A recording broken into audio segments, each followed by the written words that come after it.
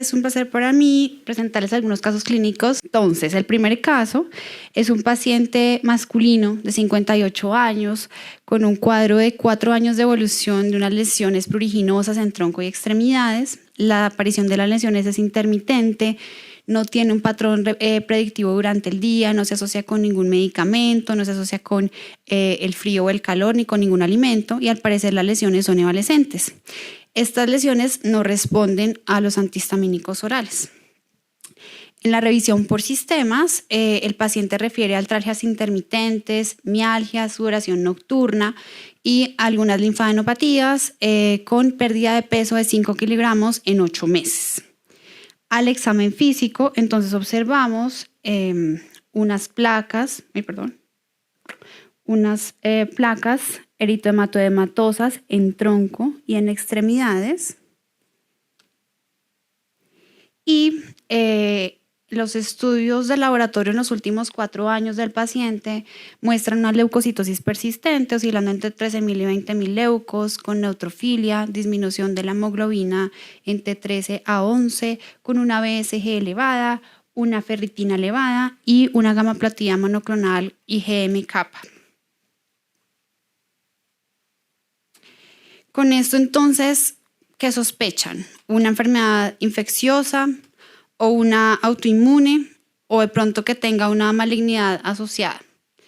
Entonces, para los que pensaron en el perfil infeccioso, todo negativo. Hepatitis B negativa, hepatitis C negativa, un VIH negativo, tuberculosis negativa, sífilis negativo y una enfermedad de Lyme negativa.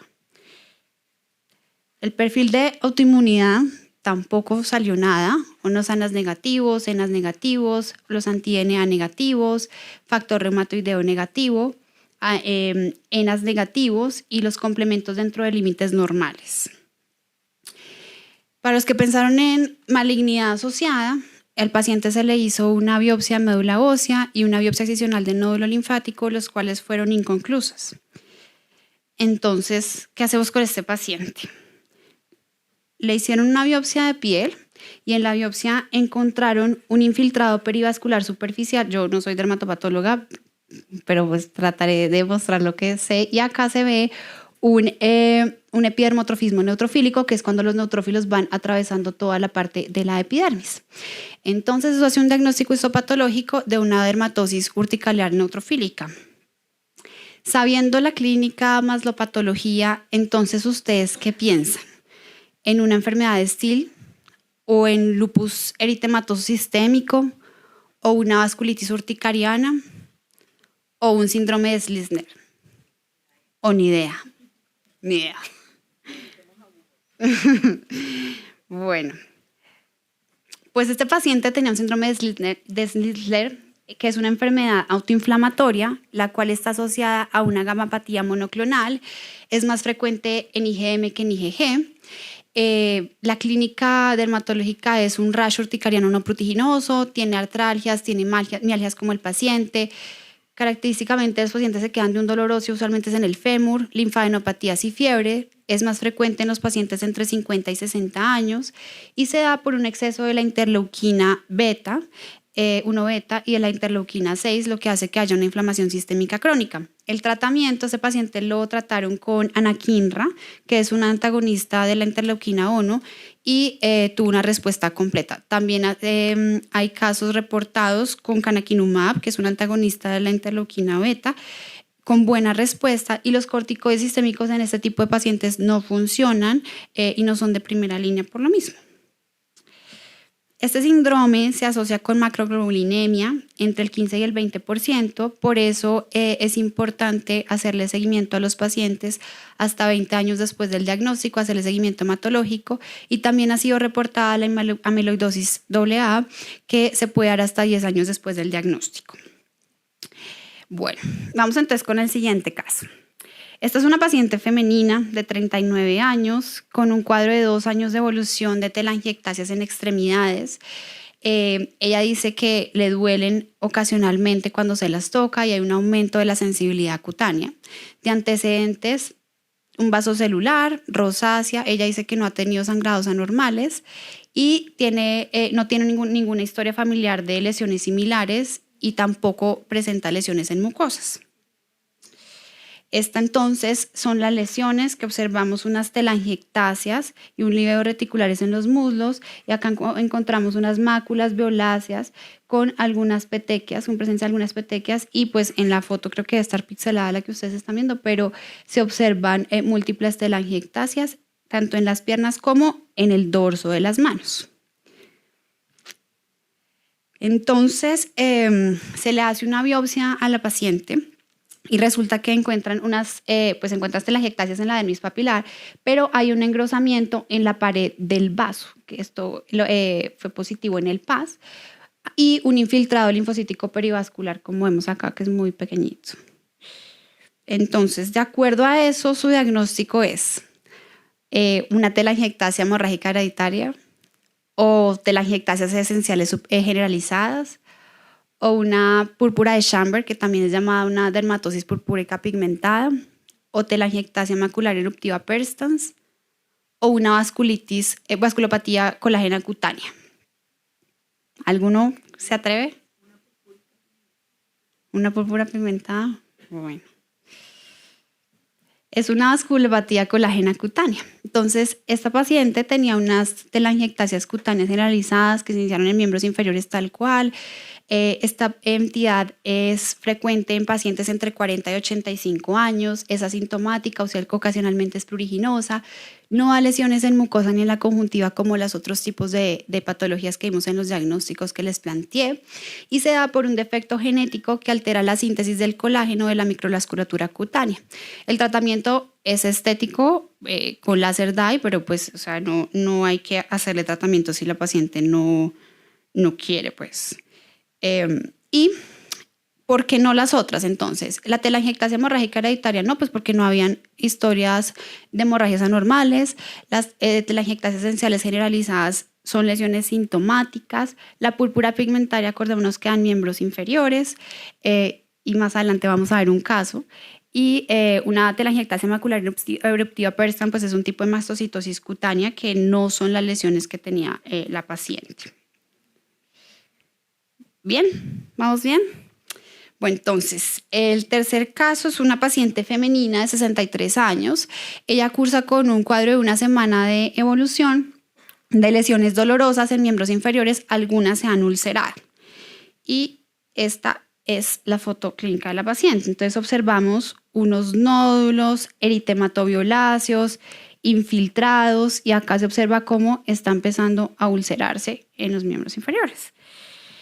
A esta paciente se le hace una patología que muestra una paniculitis lobular, pues porque si estamos pensando, o sea, de por sí ya las lesiones eran unas lesiones donde uno tiene que sospechar una paniculitis, entonces nos salió la paniculitis lobular y la presencia de células fantasma, que son estas.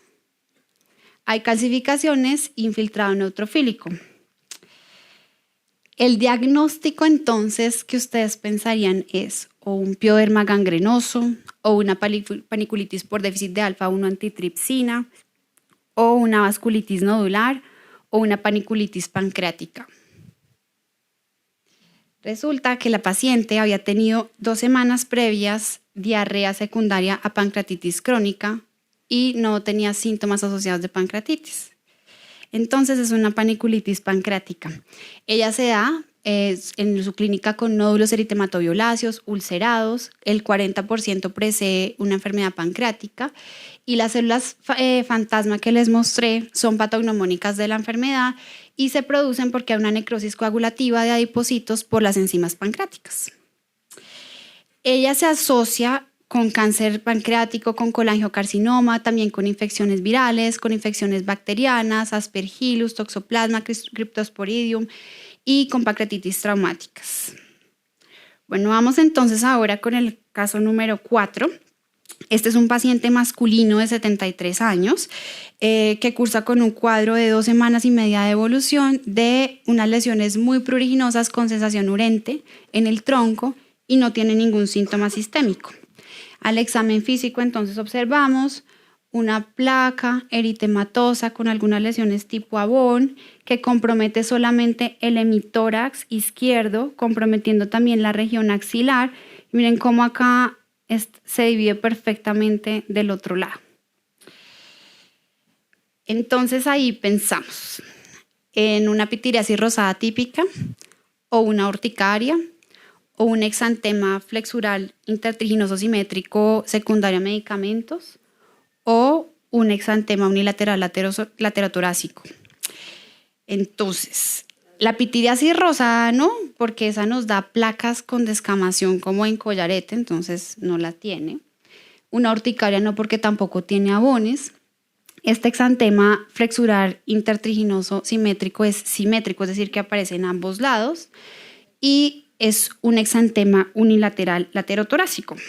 Esta enfermedad inicia usualmente en la axila, es más frecuente en niños, se da por una mutación posigótica que desencadena una mayor respuesta de los queratinocitos de ese lado del cuerpo hacia la infección. Usualmente es precedido por síntomas gastrointestinales o respiratorios. En algunos pacientes, en el 50%, presentan linfadenopatías. Puede involucrar la región inguinal en la pierna, es decir, que puede comprometer todo el hemicuerpo. Es más frecuente en invierno y en primavera, y pues, a pesar que acá nosotros tenemos estaciones, uno sí ve este tipo de lesiones, coincide con los meses de invierno y de primavera en la consulta. Está asociado con parvovirus B19, con parainfluencia, adenovirus y con las vacunas. Y yo sí les quiero contar que cuando empezamos todo el proceso de vacunación con el COVID, yo vi muchos casos así. Entonces, por eso se los traje. Ya no he vuelto a ver, en este año no he visto, pero sí vi bastantes casos con este exantema. Bueno, vamos con el caso número 5. Este es un paciente masculino de 45 años que consulta por un cuadro de 3 años de evolución de aparición de lesiones que empezaron en la región inguinal y luego, después de 2 semanas, comprometieron la espalda, el abdomen y las axilas. El paciente presentaba también prurito. Al examen físico, la semiología en los pacientes, la semiología dermatológica en los pacientes con fototipos altos es bastante compleja, pero acá observamos unas placas pardovioláceas con una ligera descamación de bordes muy bien definidos. Frente a eso, entonces, pensamos en una dermatitis atópica del adulto, o psoriasis, o una tiña corporis, o un lupus cutáneo, o una micosis fungoides. Entonces, este paciente, la biopsia inicial fue inconclusa, entonces le iniciaron tratamiento como psoriasis, con apremilas, estuvo 6 meses con el medicamento, no funcionó, el paciente dijo no quiero recibir nada, estuvo 6 meses sin tratamiento, aumentaron las lesiones, entonces le iniciaron guselkumab por 6 meses más, no hubo mejoría y volvió a consultar, entonces le hicieron un examen con luz de Wood y había una fluorescencia en alguna de las lesiones, entonces dijeron iniciarle terbinafina con un shampoo antifúngico. Al principio vieron una ligera mejoría de la descamación, pero a las 6 semanas hubo un aumento del prurito y de las lesiones. Y después le inician esteroides orales con hidroxicina, tampoco había respuesta, y 3 años después le hacen una nueva biopsia de piel. Y en la biopsia, como dijo la doctora, encontraron un infiltrado linfoide con linfocitos de pequeño y mediano tamaño, CD3 positivo, con un radio mayor de CD4 a CD8 de 4 a 1, y se hizo un diagnóstico de una micosis fungoide, que es el mismo linfoma cutáneo de células T. En estos pacientes, cuando uno lo sospecha, se deben biopsiar, o sea, se deben hacer varias biopsias porque no siempre salen en la primera. Entonces se debe hacer un muestreo como un mapeo de 3 a 5 muestras. Bueno, el caso número 6 es un paciente masculino de 79 años que cursa con un cuadro de 1 semana de evolución de lesiones en tronco y extremidades, que compromete también el pliegue inguinal y axilar. No hay compromiso de palmas ni plantas, ni mucosas, ni las láminas ungueales. Como antecedente de importancia tiene un carcinoma urotelial y 9 semanas antes había recibido una última dosis de pembrolizumab. No tenía ni fiebre, ni artralgias, ni mialgias.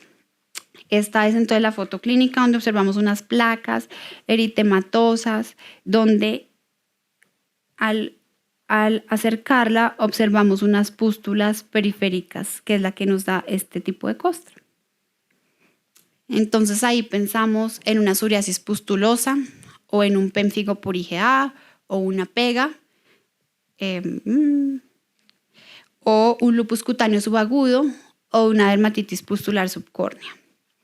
Obviamente el diagnóstico es patología y en la patología observar una pústula subcórnea con un infiltrado de neutrófilos, linfocitos y eosinófilos en la dermis papular y una inmunofluorescencia negativa. Este paciente tenía una dermatosis pustular subcórnea, que es una enfermedad vesículo-ampullosa idiopática. Es que este está pasando solo. Que se caracteriza por presencia de placas policíclicas con pústulas estériles, como vimos en la periferia. Está asociado con algunas enfermedades como la paraproteinemia por IgA, la enfermedad inflamatoria intestinal, el pioderma gangrenoso, la artritis reumatoidea y se ha asociado como reacción medicamentosa posterior al nivolumab. El tratamiento, como todas las dermatosis neutrofílicas, es con dapsona. Creo que este va a ser nuestro último caso. Este es un paciente de 24 años, femenina, con 2 años de evolución de lesiones de coloración violácea en la piel, las cuales se han aumentado en las últimas semanas, asocia fatiga, dolor abdominal y una linfadenopatía difusa. Entonces acá observamos la coalición de petequias con hemorragias, tanto en la región abdominal como en la región mamaria, que confluyen. Y ahí volvemos como al principio, o es algo infeccioso, o es algo autoinmune, o hay algo maligno que debe estar asociado. Pues esta paciente tenía úlceras en el paladar duro, tenía eritema malar, tenía alopecia difusa no cicatrizal, entonces ya ahí ya como que nos enfocamos más, y tenía una angioendotelematosis reactiva secundaria al lupus. El angiosarcoma no, porque eso además en adultos mayores. Las lesiones no eran de sarcoma de Kaposi, una PAN tampoco, porque acuérdense que estaba más frecuente en miembros inferiores, y hay cambios livedoides, y hay ulceración. La calcifilasis da lesiones que son muy dolorosas, necróticas, que no tenía la paciente. La angioendotelematosis reactiva es una proliferación de células endoteliales en el lumen vascular. Es más frecuente cuando coexiste con enfermedades autoinmunes, como en esta paciente. E infecciones también, enfermedades linfoproliferativas, crioproliferinemia, enfermedad aterosclerótica severa o vascular severa. Y se caracteriza por la presencia de púrpura, petequias y equimosis, como la vimos en la paciente. Bueno, nos quedan 2 minutos. Entonces, el último caso es un paciente femenino de 58 años, que cursa con 5 años de evolución de cambios en las uñas y aparición de una lesión pigmentada en la región perioral. Como antecedentes, la paciente es fumadora, nefrolitiasis y tenía acné e hidradenitis supurativa. Estas son entonces las uñas, donde observamos una lúnula gris azulada. Esta es la foto de la cara, donde observamos una pigmentación, una mácula pardo grisácea en la región perioral, y en el hélix también observamos esa pigmentación.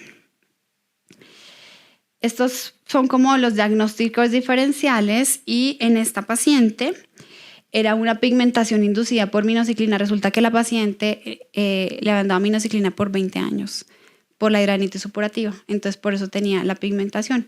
Y esa pigmentación puede aparecer después de un ciclo corto de minociclina, por eso es preferible dar doxiciclina que minociclina cuando se trata de un acné inflamatorio. Y bueno, creo que ahí con eso ya termino.